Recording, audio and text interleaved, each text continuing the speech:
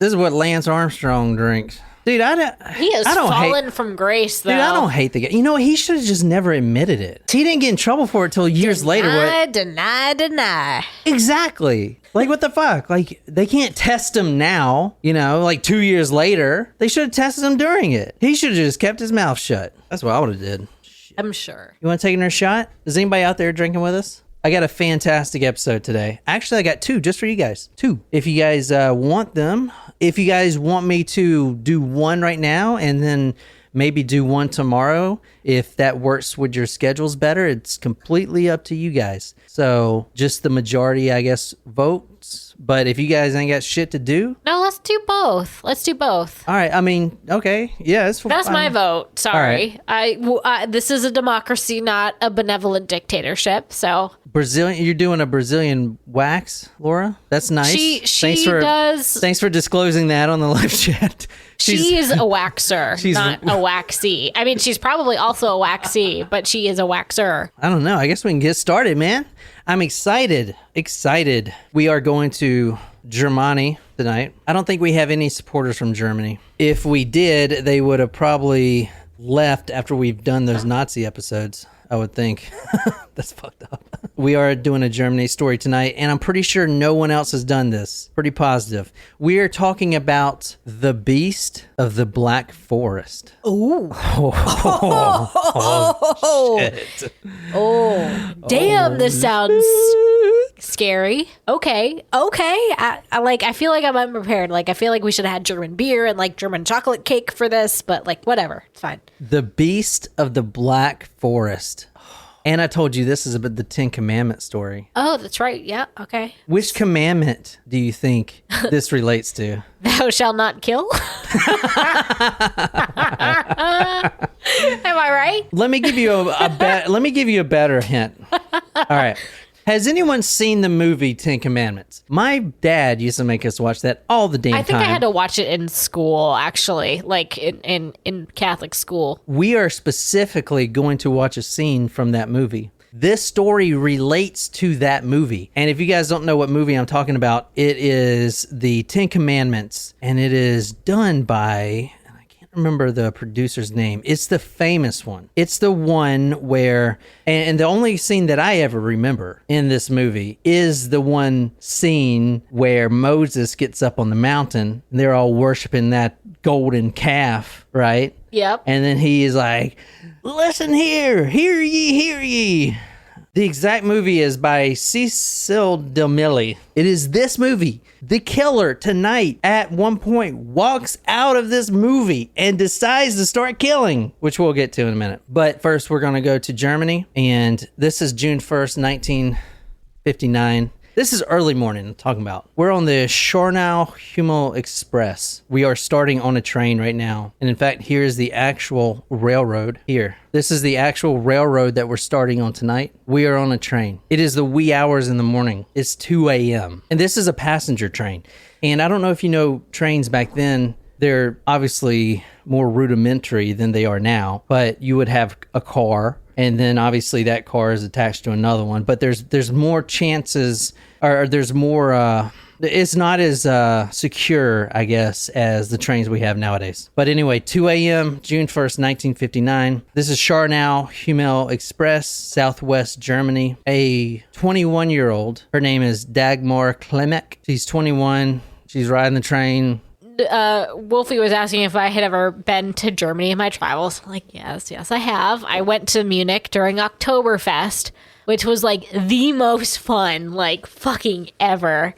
And so you go to the beer halls and you have a Stein, and I lost track of how many Steins I had, which like they're massive. It's like at least probably 4 beers in one Stein. 4 beers in a fucking Stein? Mm-hmm. It's huge. It doesn't get like warm and stuff, I guess. No, you drink it pretty fast.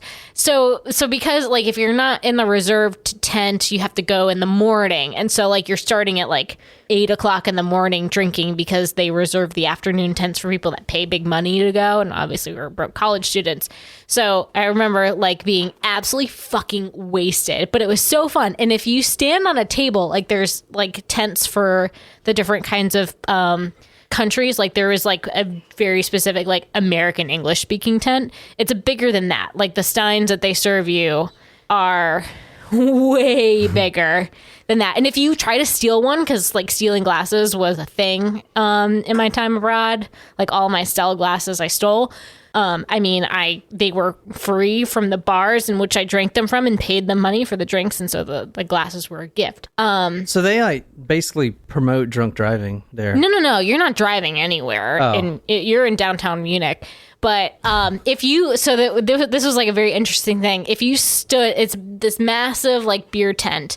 And if you stood on top of like the table, they're like, pretty much picnic tables and you're sitting with your people. If you stood on top of the table and you started, you're committing to chugging your whole stein, and the entire 1,000+ people in the beer tent are cheering you on. And it was a blast, I gotta tell you. Like they have like live music where they're like, the brass like German thing, but they're playing like contemporary music, like Seven Nation Army with the brass. It was wild. It was so much fun. June 1st, 1959, as I said, we're going on the Schornau Hummel Express, Southwest Germany.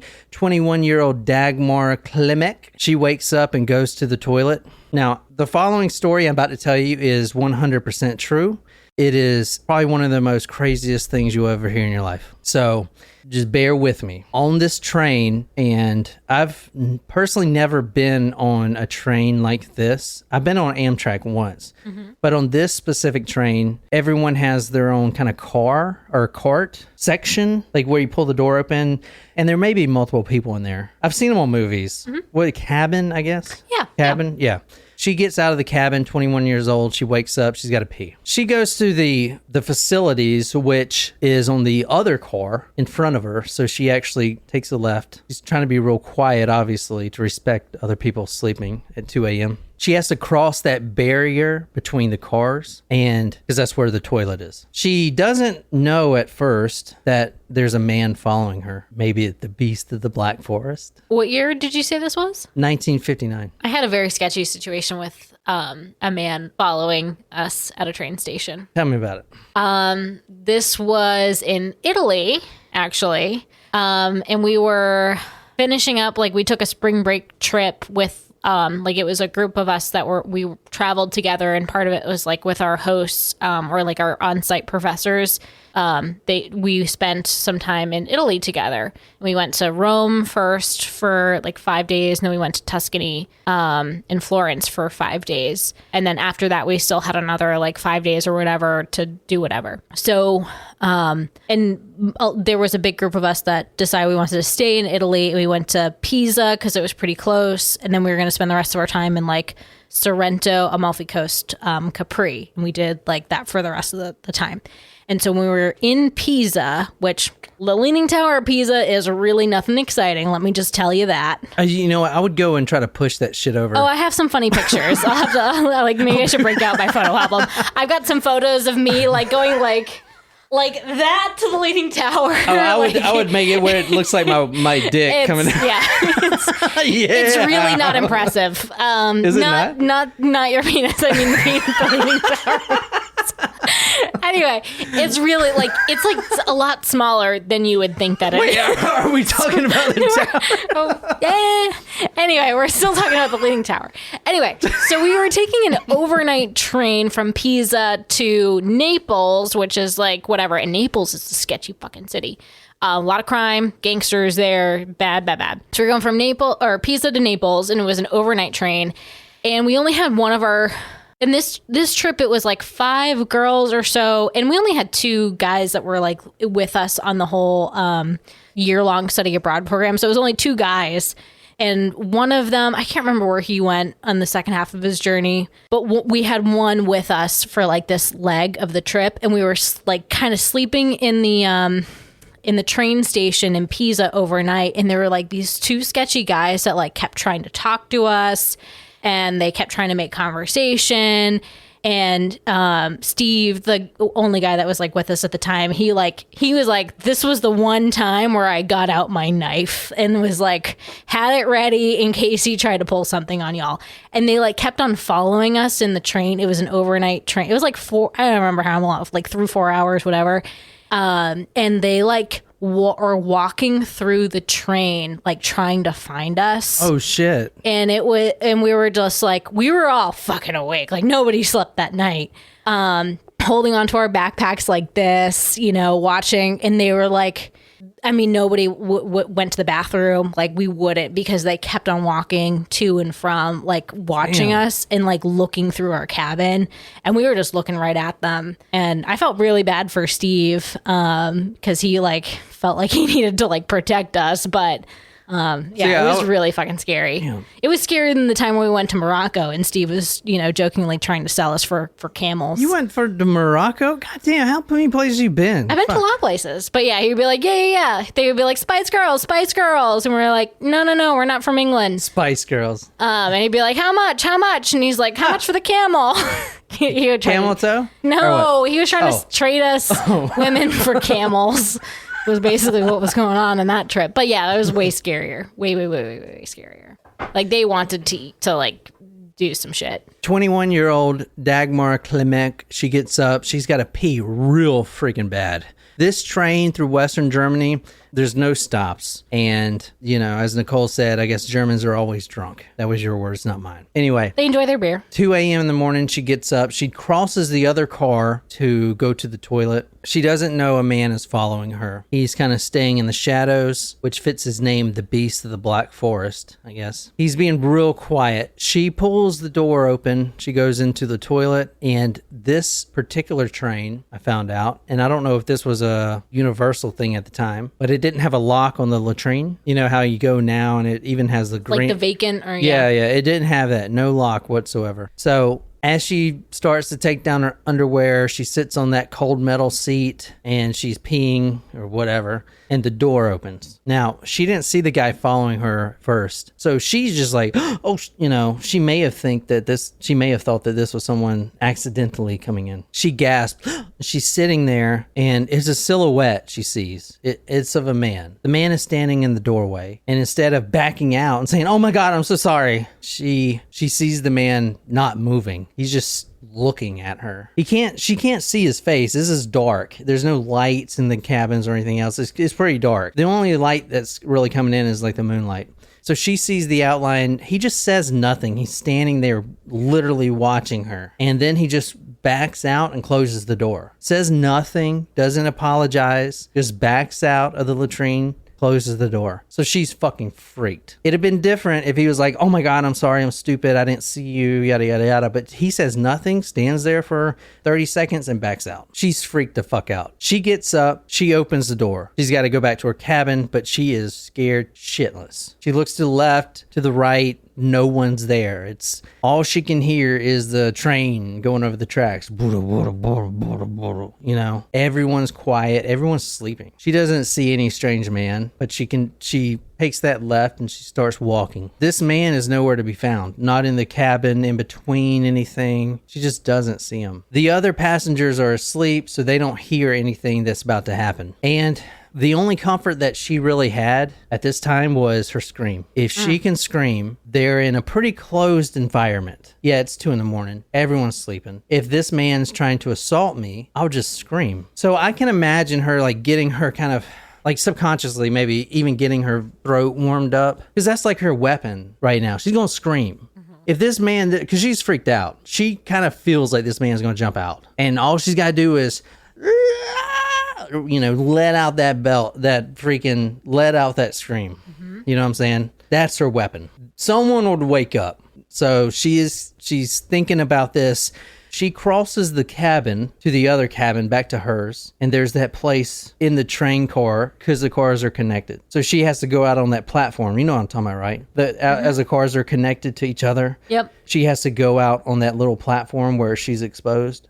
And she crosses that to go to her own cabin. And she doesn't see anything, even out there. She even looks out the little spot window, makes sure, doesn't see shit. As soon as she steps foot out on that little platform, though, she sees him. He's there. He was crouched down at the very kind of end of this little platform. The platform is like 4 feet between each car. He's crouched down. She knows it's him. She sees that silhouette. So what does she do? She screams, right?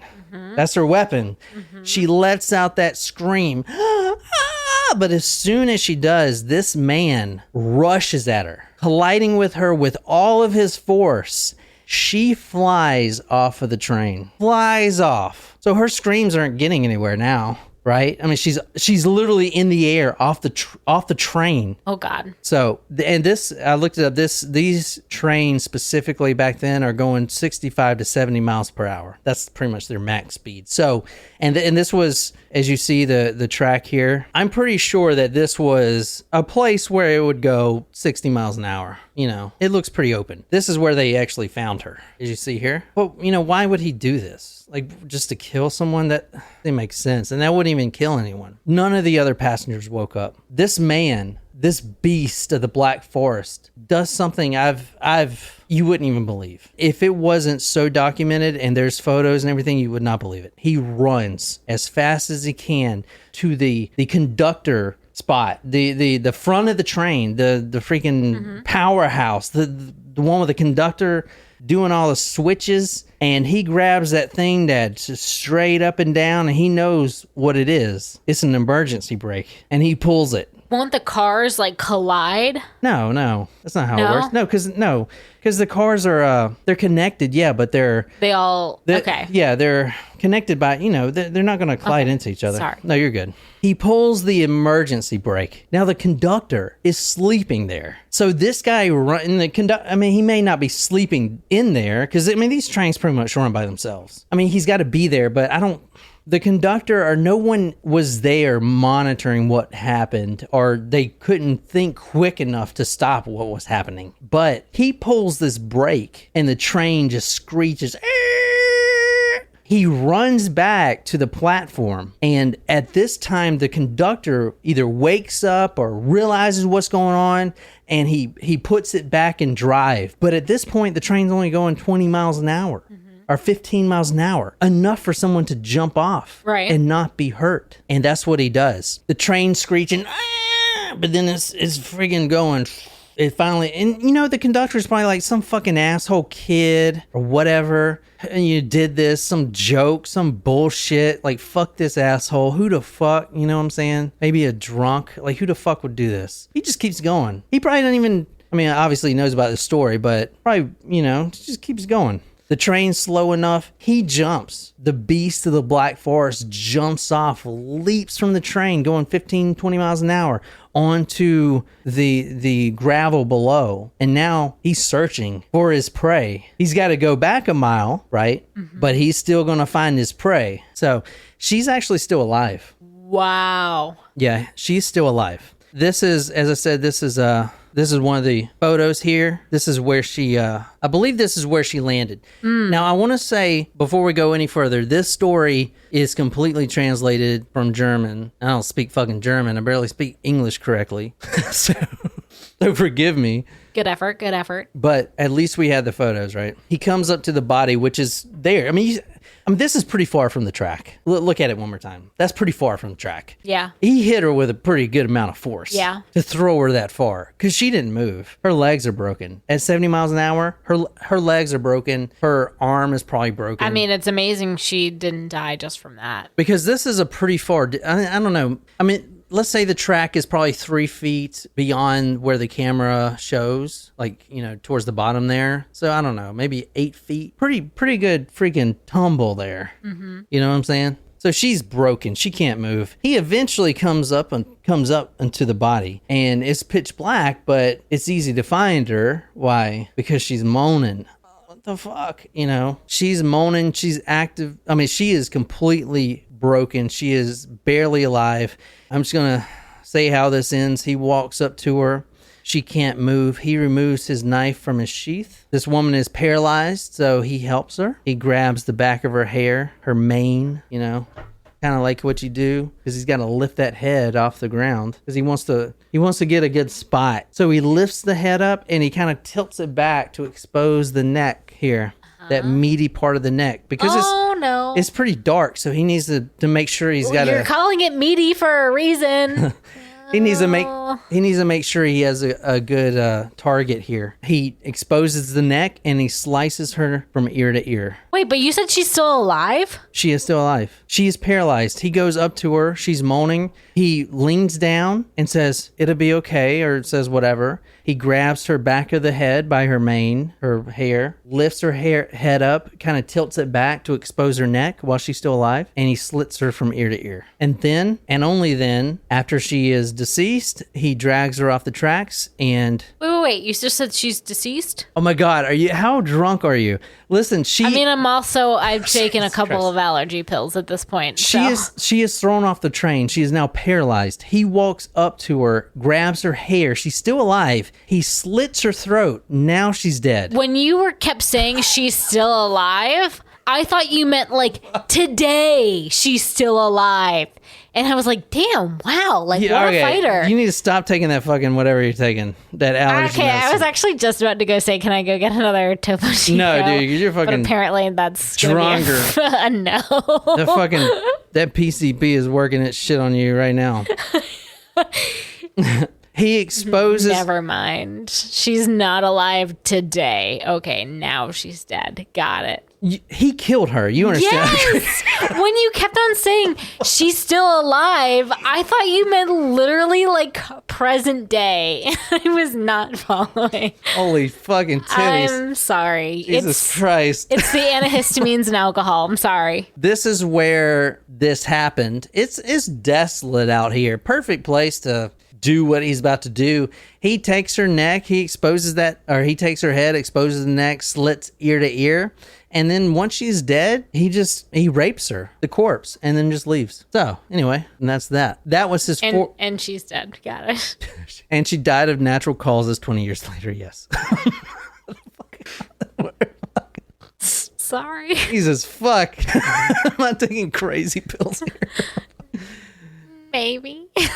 All right, he spends enough time, and think about this. They are in the middle of fucking nowhere. This man has to get back to wherever the fuck his home is. How lusting, how freaking sexually depraved do you have to be to take a train and in the middle of nowhere rape someone, knowing that you have to travel 100 miles back somehow after you walk so many miles or whatever commitment. You don't even have a return plan. You know what I'm saying? That's a lot of work. I'm just saying, think about that. That is commitment. I'm not being funny. I'm just saying, you got to be a sexual fucking devil to do that shit. You know what I'm saying? I don't know. This was his fourth murder and his last murder. What do you think this man looks like? You think he's pretty cute? He kind of is. I don't know. I'm waiting for a photo to judge hard.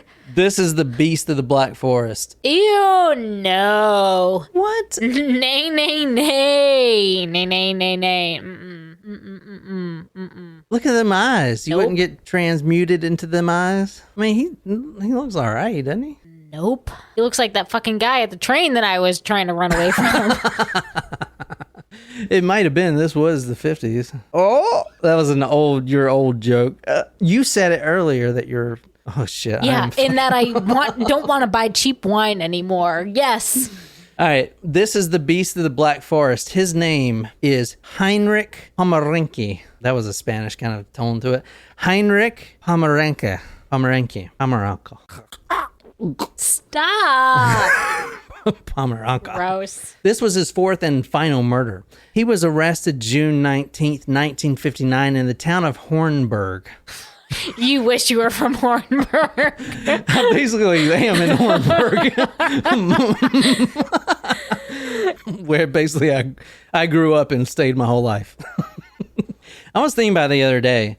I was like, you know what? I'm just going to be fucking honest with you guys. I'm probably going to be that 80-year-old creep that sits on the park bench and watches all the fucking...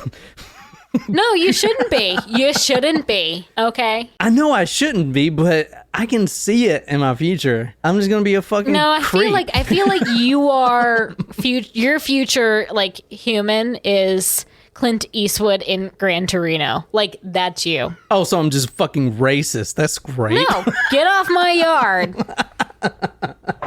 That's you. That's fucking great. All right. Oh, shit.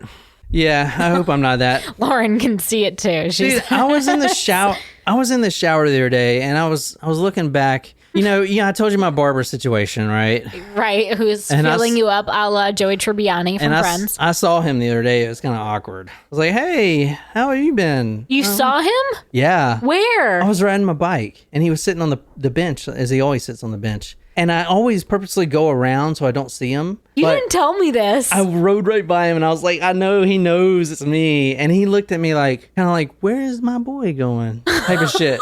And I felt drawn to him. I was like, I felt he was pulling me in, but I was pedaling harder. I was like, fuck no. You ain't gonna get me. Oh, well, at least you know he's not dead. That was a concern for a while. Yeah, he has a he's medical kicking shit.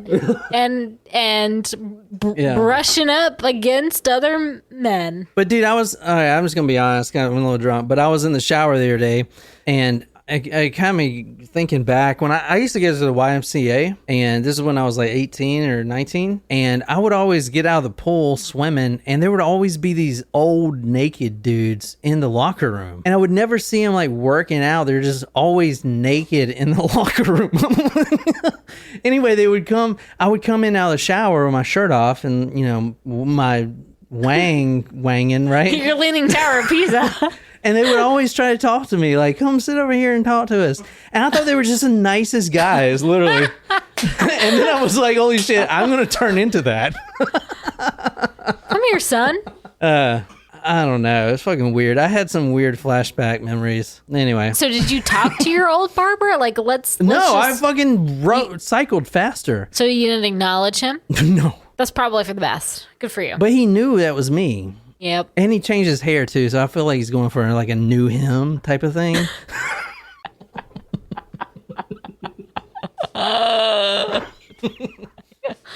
And now look at my hair. I've been cutting my own shit and it looks fucking terrible. No, it doesn't. I'd rather go back to him and get felled up. At least I have a good get groped in the meantime. Fuck, God damn. All right, anyway.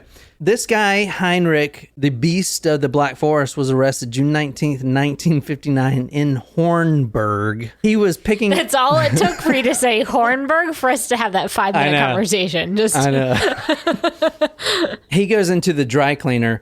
To pick up his suit. He says, please hurry, I'm in a hurry. I need to get to the hairdresser quickly, please. He's like really mean. Not mean, but just kind of, come on, let's give me my suit, come on. Anyway, he leaves his bag behind, his little suitcase travel bag. Mm-hmm. And inside the bag, since the tailor, I guess, just decides to look in other people's shit, the tailor finds a sawed-off small bore rifle. So this man was found and questioned by the police. Like, why do you have this? This man is questioned by the police, and he says the following. And this is the exact quote that he says to the police. Because they were just like, all right, this dry cleaner says, you know, there's this rifle in here. Why is it bored off? Like, what is, you know, because this happened. The murders have been happening away in different towns. They didn't connect anything. They were just there questioning him. It was a routine thing. It's like, come get your fucking bag. Oh, by the way, why do you have this fucking bored off rifle in here? You know, I was shooting ducks. That he would have got away scot-free. Boom. I was shooting ducks.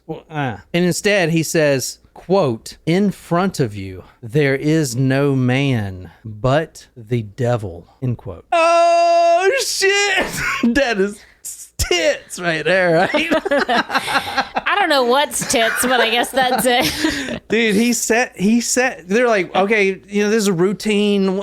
Who the fuck are you? Pick the shit up and get the fuck out. Who are you? He crazy. In front of you, there is no man but the devil. And the cops are like, whoa! Fuck. Oh, shit. I am the devil. It's fucking nuts, man. Holy shit. Dude, holy shit. I saw that and I was like, what the fuck?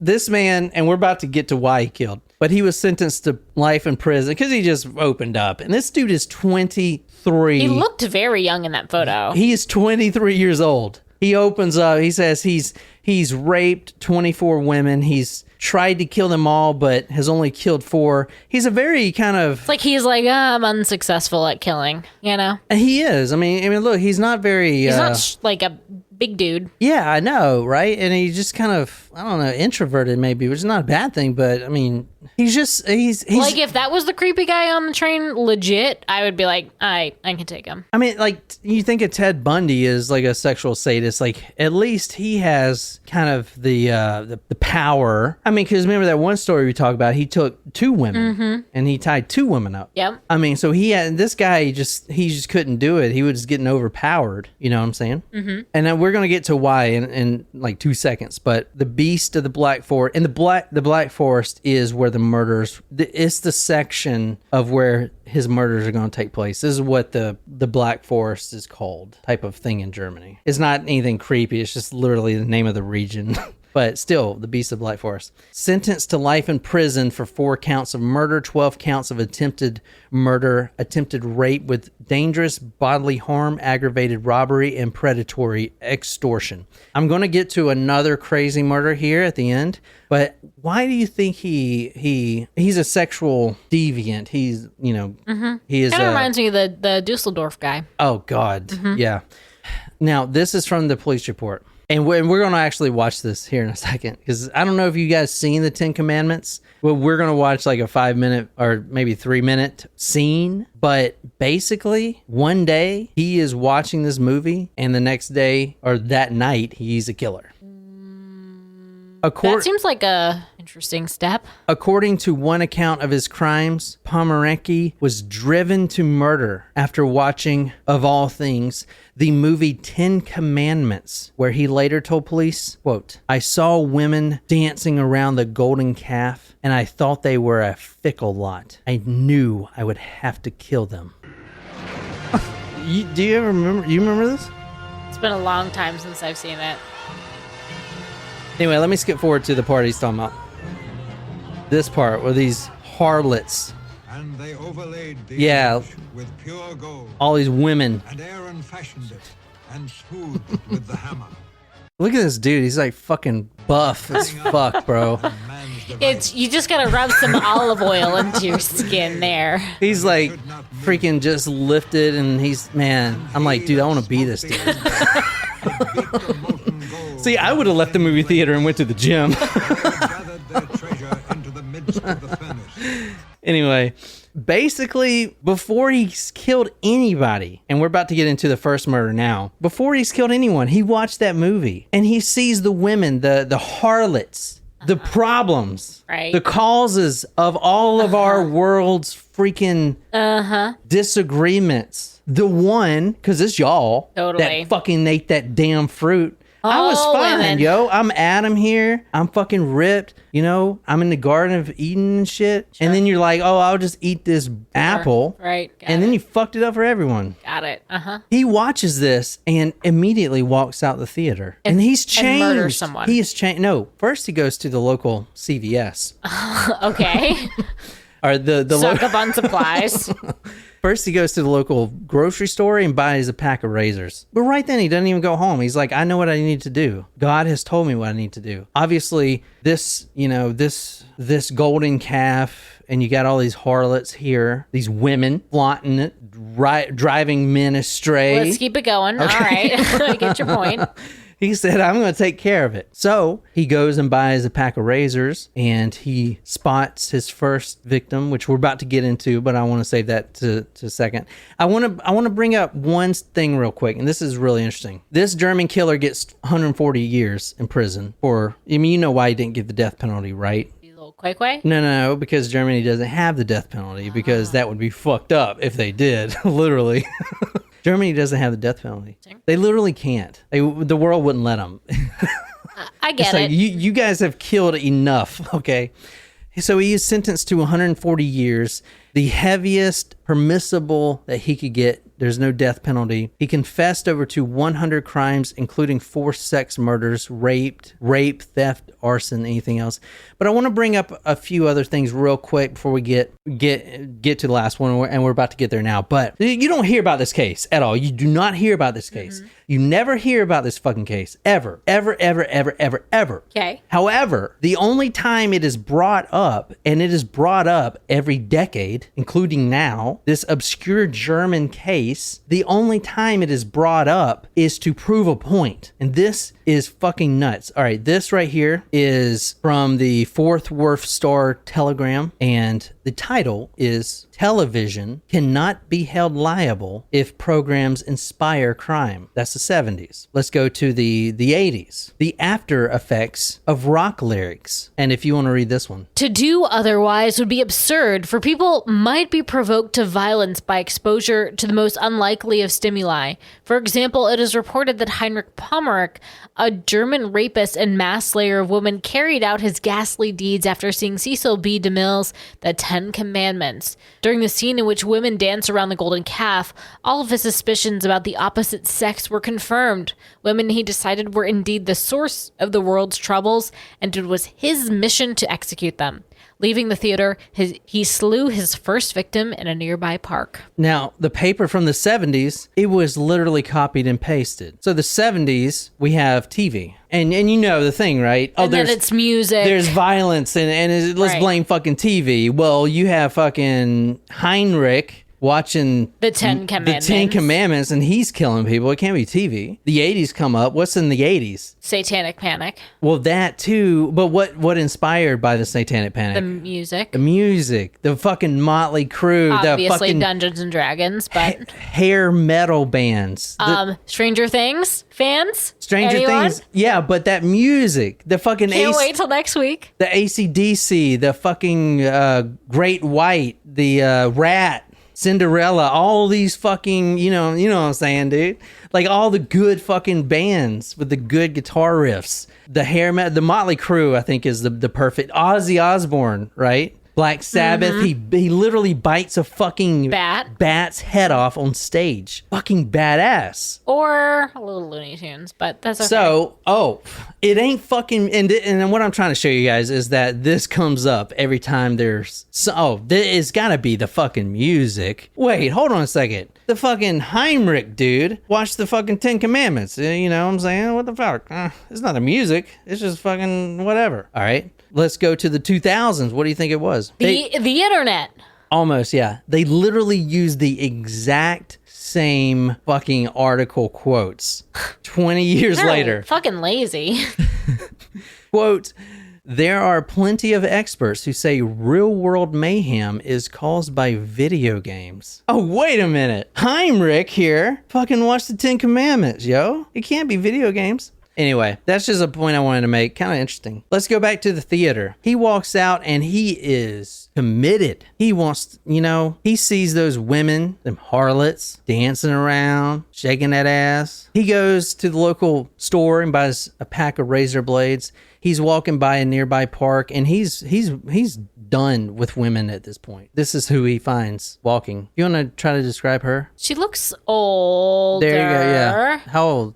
Maybe 60s? Oh, Jesus. 41. Oh. I mean, there's a hard life over in Germany at the time. Fuck. Okay. I mean, like, from that photo, there's not a whole lot of coloring there, but like the hair looks very thin. I mean, there's not a lot of gray, but like little sunken eyes, thin lips. Yeah, it's a hard life over in Germany at this point. So she's 41 years old. But as you see, she's not young, so this is a random victim. The first woman he literally comes by. He sees her, he assaults her, and then he drags her body to a nearby park in the area and slits her throat. Same MO, rapes her, and then he's, over the next nearly year, about 8 months, he's going to assault and attempt to murder every one of them. However, they all run away. Most of them run away, besides 24 female victims, because of the golden calf scene in the movie.